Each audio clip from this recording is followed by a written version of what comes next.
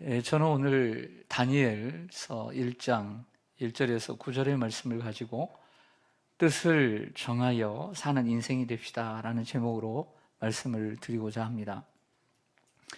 기원전 605년 남유다 정복을 시작한 바벨론의 느부갓네살 왕은 10대 청소년이었던 다니엘과 그의 친구들을 포함해 다수의 유대인들을 바벨론으로 유배시켰습니다.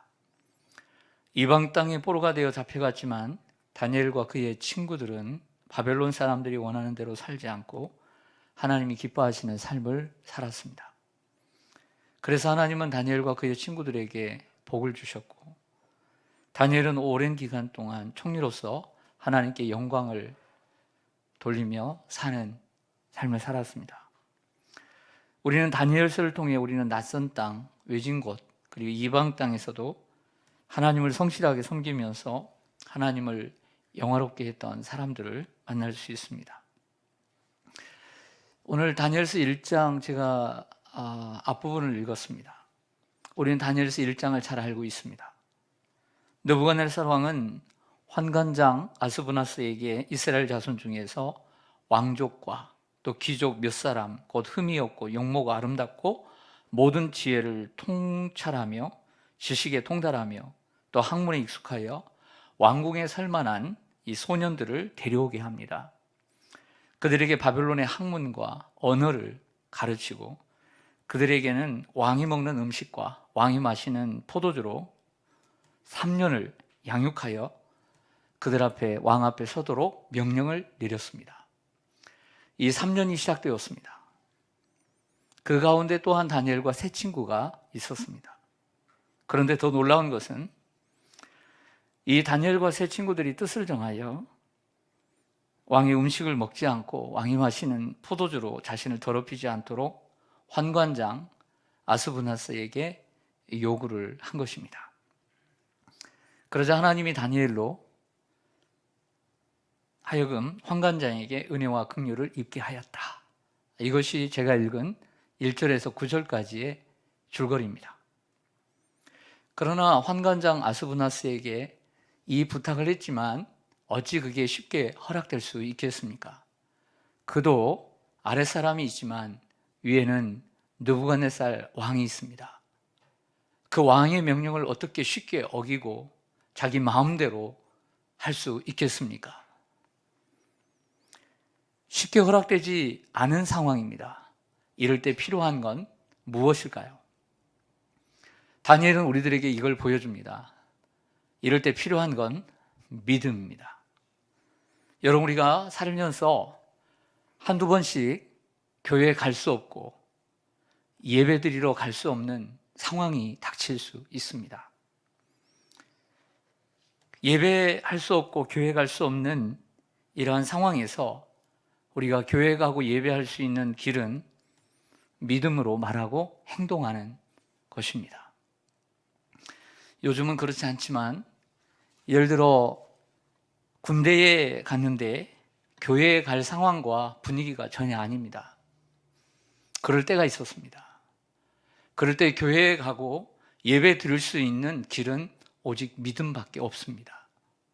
얻어맞든 어떤 상황이 되든 만약에 그 믿음이 없으면 군 생활하는 내내 교회 가지도 못하고 믿음도 못 지키고 예배도 못 드립니다. 예를 들어 시집을 갔는데 그 시집간 그래도 또 시집에 얹혀 삽니다.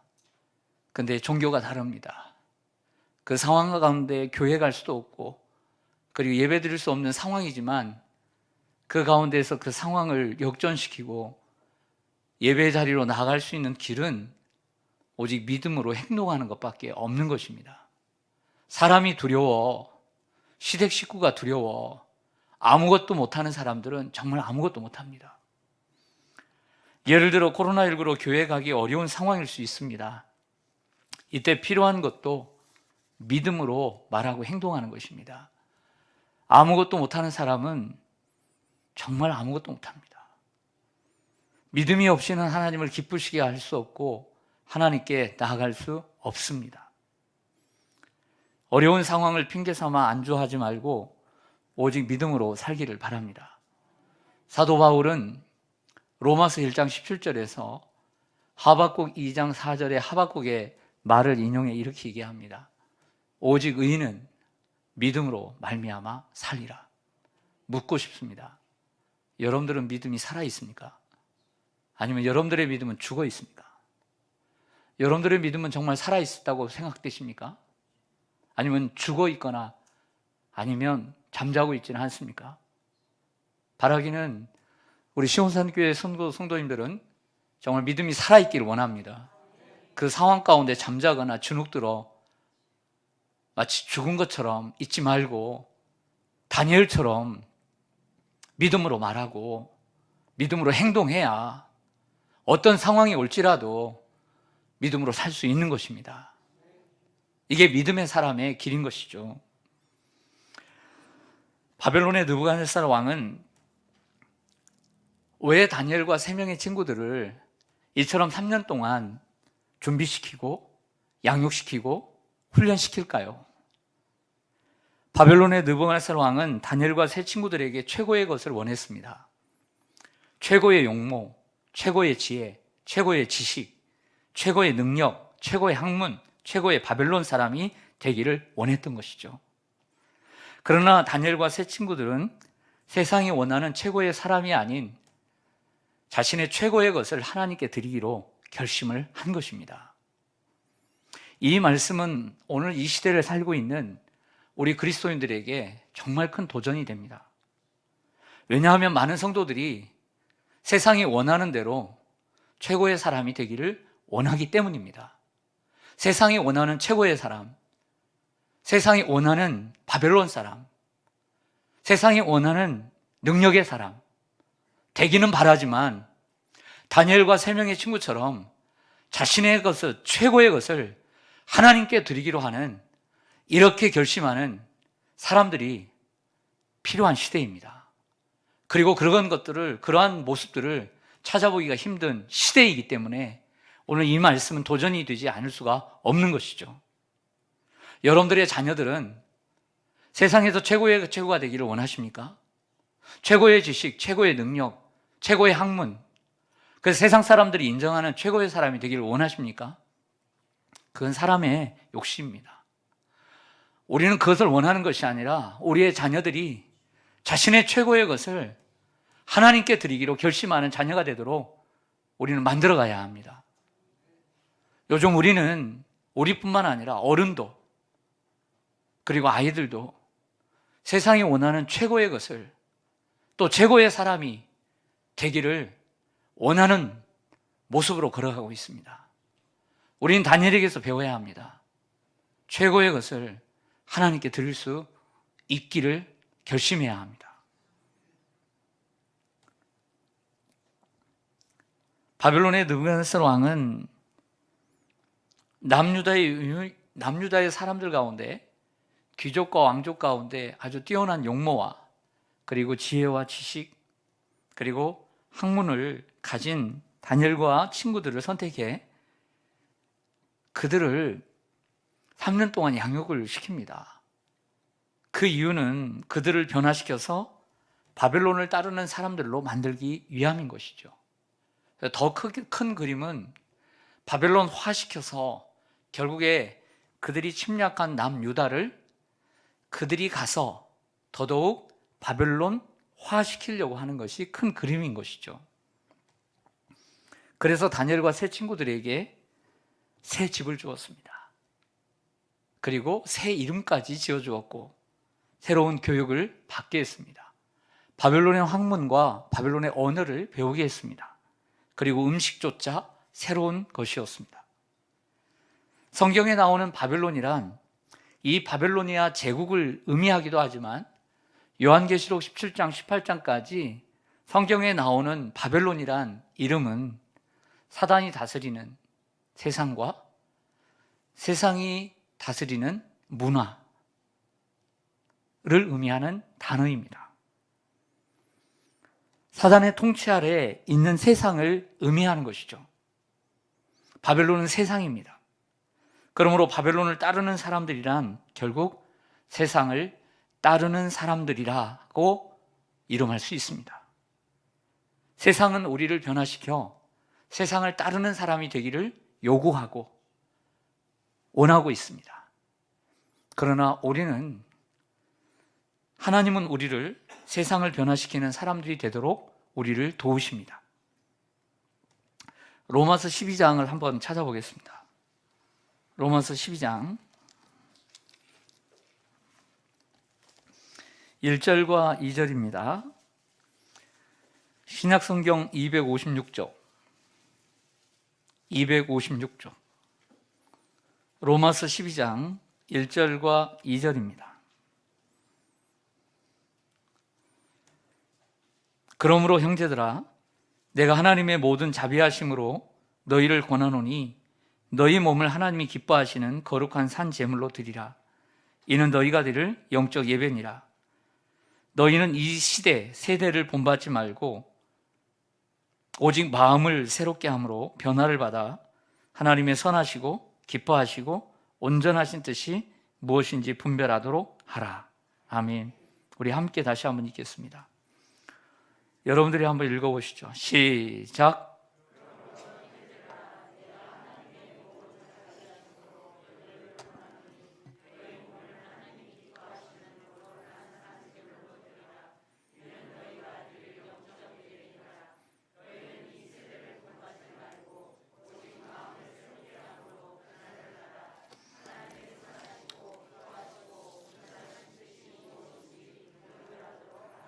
아멘. 여기서 중요한 단어는 너희는 이 세대를 본받지 말고, 우리가 보통 제너레이션 한 세대를 30년으로 보는데 우리가 살고 있는 이 시대를 본받지 말고 하나님이 기뻐하시는 삶을 살라고 얘기합니다. 근데 그 가운데 중요한 단어가 있습니다. 마음을 새롭게 함으로 변화를 받아. 마음입니다. 마음이 중요합니다.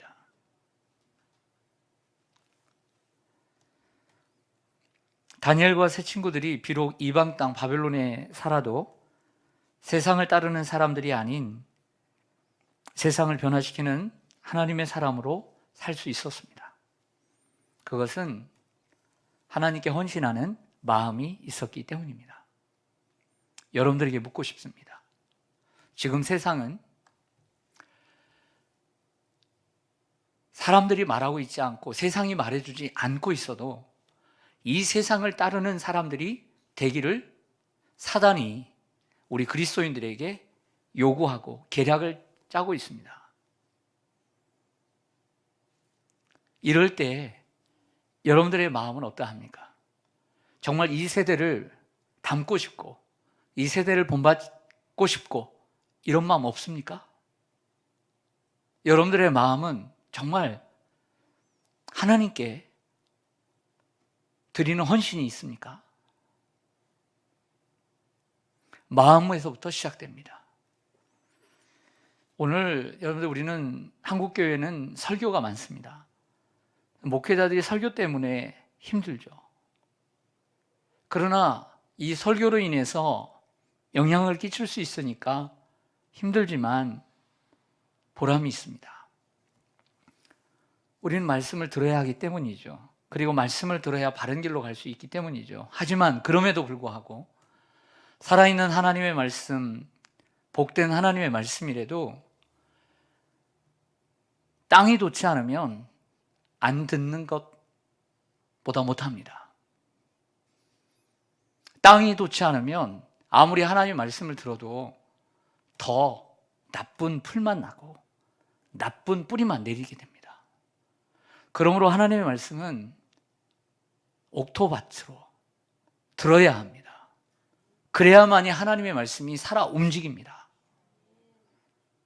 잘못된 마음으로 하나님의 말씀을 들으면 더 나빠집니다.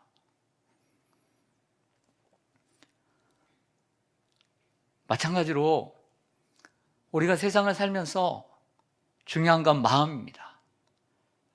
세상은 우리를 세상 사람들처럼 바벨론화 시키려고 합니다. 자기를 따르는 사람이 되기를 원하는 것이죠.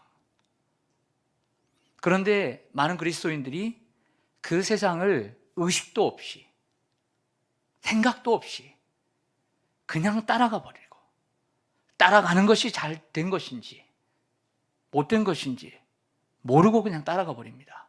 그래서는 안 된다는 것이죠. 그리스도인들은 의식을 가져야 합니다. 그리고 시대의 흐름을 파악할 수 있어야 합니다. 하나님께 헌신하는 그 마음이 하나님이 기뻐하시는 삶으로 인도하는 동력이 되었고, 그리고 그 길이 되었던 것이죠. 그리고 우리가 한번 이 오늘 본문에서 생각할 수 있는 것은, 하나님을 기쁘시게 하고 또 세상을 변화시키는 사람들을 무례하게 대하지 않습니다. 비상식적이지 않습니다. 다니엘은 자기의 그 의도를, 하나님 믿는 믿음의 모습을 가지고, 또 하나님을 믿고자 하는 이러한 어떤 의도와 의욕을 가지고 곁에 있는 사람들을 힘들게 하지 않았습니다. 환관장 아스브나스에게 그에게 곤란하게 만들지 않았습니다. 다니엘은 그를 감시하는 환관장과 그의 사람들에게 예의 바르게 대했고, 그들에게 곤란한 문제들을 일으키지 않았습니다. 여러분, 요셉의 이야기를 합니다. 애굽에 팔려간 요셉도 보디발 장군에게 은혜를 입고 그를 곤란하게 하지 않았습니다. 그런데 예수 믿는 사람들이 자기 예수 믿겠다고 사람들을 무례하게 대하고 무상식적으로 대하고, 그리고 주위 사람들을 힘들게 하는 경우들이 있습니다. 이건 올바른 예수를 믿는 자세가 아닌 것이죠. 사랑하는 성도 여러분, 한번 비교해 보십시오. 우리가 살고 있는 이 21세기 시대와 다니엘이 바벨론에 잡혀갔던 이 다니엘이 살았던 시대를 비교해 볼 때 어느 시대가 하나님을 섬기기에 힘든 시대일까요? 또 다른 측면에서 질문을 드리면, 여러분들이 살고 있는, 여러분들이 처한 이 환경과 다니엘이나 요셉이 처한 환경과 비교해 볼 때 어느 환경이 하나님을 잘 섬길 수 있고 아니면 잘 섬기지 못하는 환경일까요? 자, 그 답은 서로 다를 수 있습니다. 하지만 분명한 것이 있습니다. 하나님을 섬기는 데는 시대와 그리고 환경이 무관하다는 거예요. 상관이 없다는 것입니다.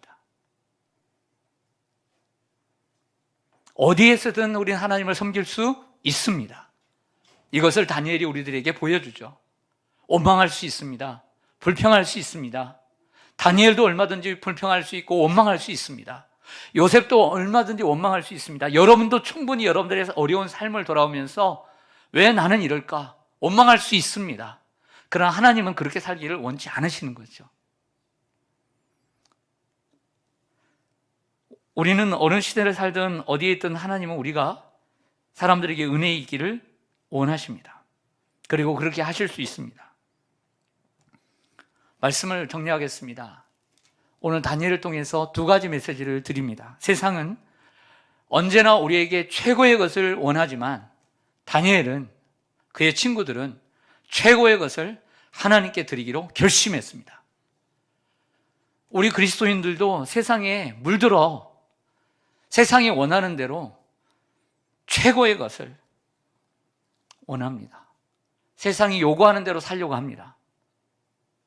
그렇지 않습니까? 세상 사람들처럼 살지 못하면 못 사는 것 같고 덜 사는 것 같고, 그래서 그렇게 사는데 바득바득 애쓰고 살아가지 않습니까? 또 그것이 안 되면 가슴 아파하고 마음 아파하며 때로는 속으로 절규하며 애통하지 않습니까? 우리는 거기에 삶의 목적을 두지 말고 다니엘과 친구들처럼 내가 세상의 최고가 되겠다는 생각이 아니라 나의 최고의 것을 하나님께 드리는 이러한 결심과 이런 헌신이 있어야 합니다.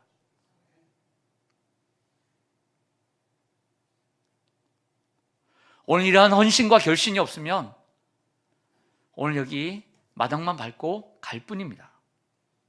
세상은 우리를 변화시켜 세상을 따르는 사람들로 만들고 싶어 합니다. 인정합니다. 하지만 하나님은 우리가 세상을 변화시키는 사람이 되기를 원하시고 그리고 도우십니다. 세상을 따르는 사람 되지 말고 세상을 변화시키는 사람을 하나님은 원하시고 도우십니다. 우리가 그렇게 살아야 되지 않겠습니까? 저만 가슴에 와닿는 메시지입니까?